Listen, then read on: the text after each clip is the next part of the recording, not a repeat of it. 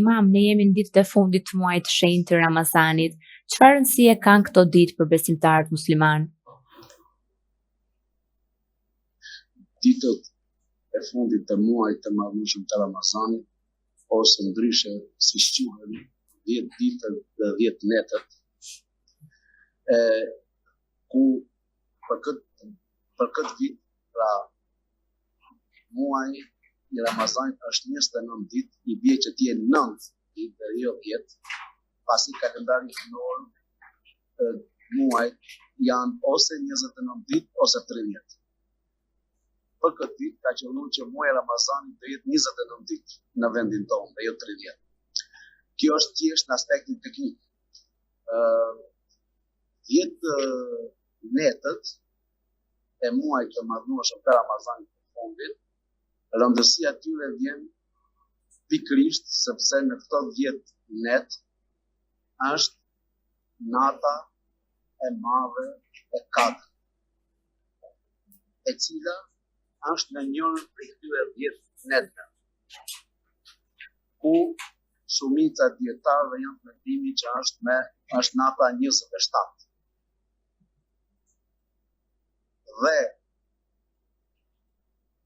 10 netët e fundit të muajit të madhnueshëm të Ramazanit janë momentet ku besimtarët janë pranë Zotit të tyre, janë më afër mëshirës së Tij. Zoti krijuesi fuqiplot në këto net dhe veçanërisht në natën e Kadrit e ka përzgjedhur kohën dhe momentin për të zbritur fjalën e Tij në tokë. Mesazhin e fundit për mbar njerëzimin deri ditën e Kiametit ose deri ditën e fundit që është Kurani famlar.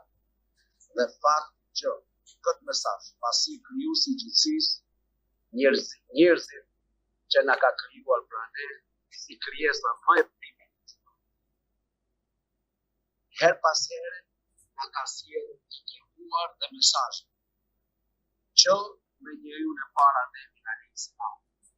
Dhe mesazhin e fundit e ka përzgjedhur që është Kurani famlar, që t'ja përcjell njerëzimit deri ditën e fundit, deri ditën kur të mos ekzistojë më kjo galaktik, kjo univers në të cilin e jetojmë.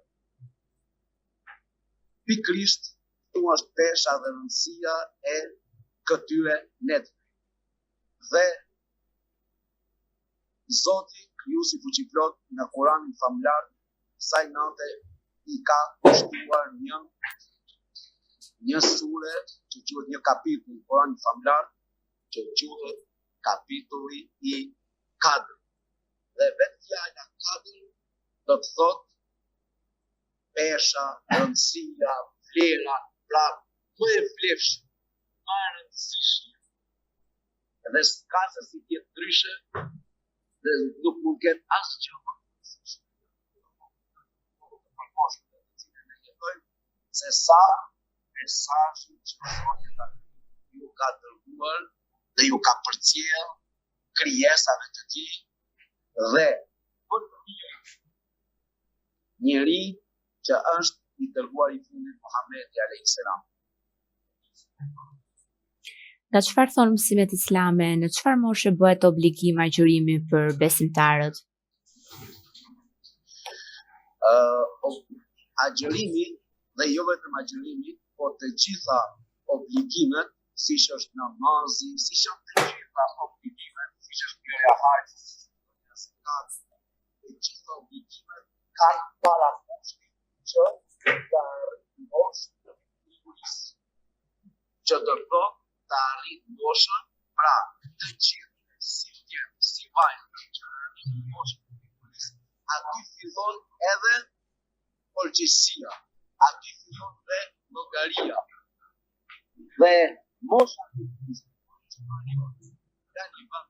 tjetër nuk po merret me detaje, por termi fetar është mosha e pjekurisë. Pra kur arrin mosha që janë të vendishëm, janë të përgjeshëm, dhe kjo mosha e pjekurisë është si standard edhe për të gjitha legjislacionet e tjera në të gjithë vendet, po themi që është që quhet ajo që bën ndasje mes përgjegjësisë dhe asaj pjesës opinione që nuk ka përgjegjësi. Opinioni publik është tronditur shumë nga ngjarja tragjike që ka ndodhur në Rahovec të Kosovës, ku një fëmijë 7 vjeçar ka humbur jetën pasi sipas familjarëve kishte agjëruar gjatë Ramazanit. Si e keni përjetuar ju si klerik këtë lajm dhe çfarë mesazhi përcjell për komunitetin? Më falë, unë me thënë drejtën duke qenë si në klimën e muajit të madh të Ramazanit, nuk e kam ndjekur si lajm, që moshën 7 vjeç ka ndërruar jetë. Sipas familjarëve kishte agjëruar dhe mund të jetë shkaku pse ka humbur jetën. Tani momentin që të prononcim e japin familjar si opsion, që do të thotë nuk është absolutisht një opsion profesionist. Nëse do ta kishte marrë mirë, dhe nëse do ta kishte marrë, nuk mund të ha diskutim, por kjo prikur dhe prikur na vjen. Nuk duhet se gjithë zonat ne gjithë trevat shqiptare duhet të forë dhe jemi të lidhur kushtëta, jemi një qak, jemi një kom, jemi një popull, por faktikisht lloj akuzash ose teze vetëm nuk mund të jetë asnjë një bazë që fëmia 7 vjeç, por që agjërimi është shkak.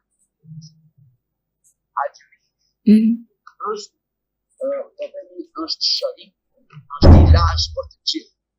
Por dhe rastin e fjalës pas atë shkollë vullnetin fëminor që ta agjëroj, dhe e lutim Zotin që atë Zoti ta mëshiroj, por sigurisht që besoj me kalimin e kohës ose që ka pasur të para agjërimi me vdekjen e tij.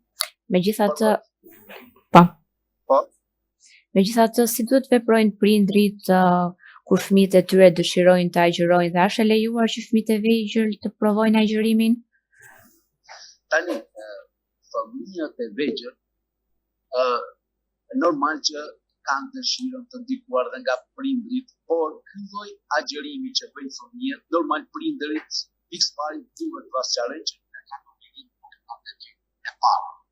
E dyta, duhet që naturalisht fëmijët i praktikojnë me agjërim të pjesë që realisht nuk është agjërimi sipas atyre rregullave të parë, por që do të thotë që mësojnë agjërim sa orë, që ta por që dhe prindrit asesi duhet që fëmijëve, jo vetëm fëmijëve, por çdo nuk ka importin të vet. Ne kemi rregulltar, sepse këto janë çështje të dimensionit shpirtëror, nuk bëhen me kohë, nuk bëhen me politik, nuk bëhen me shilla ose normal.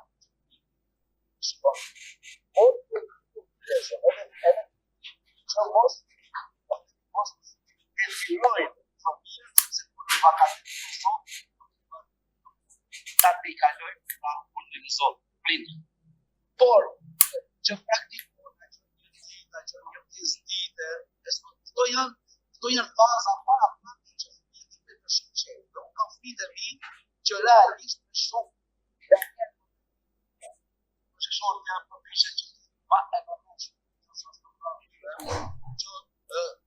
kujdes shëndeti mos ta çojnë dhe përpiqen ta çojnë dhe fshehura. Këto janë ato që ndodhin në çdo familje.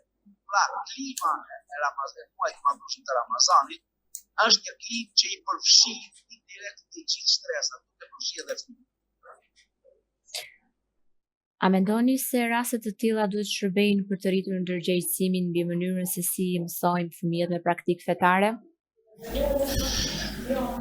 Realisht, fjalë unë do dëshira që këto lloj rastesh, që po themi që 30 vite që unë agjëroj, për herë të parë gjem këtë rastin që fëmia 7 vjeç ka jetë dhe që do ta konsiderojmë është tendencioze kjo që jam veshi që kjo të shkaktojë apo jo pas konsum të pas rezultatet në lloj rastesh unë do të kesh dëshirë së pari pozitiva në objekt diskutimi fare sepse këta nuk janë fenomen. Pra, një rast që është inekzistent. Me e bërë si fenomen dhe tani hajde në masa, nuk ka nevojë qiko. Për publikun është si të di rituali agjërimi.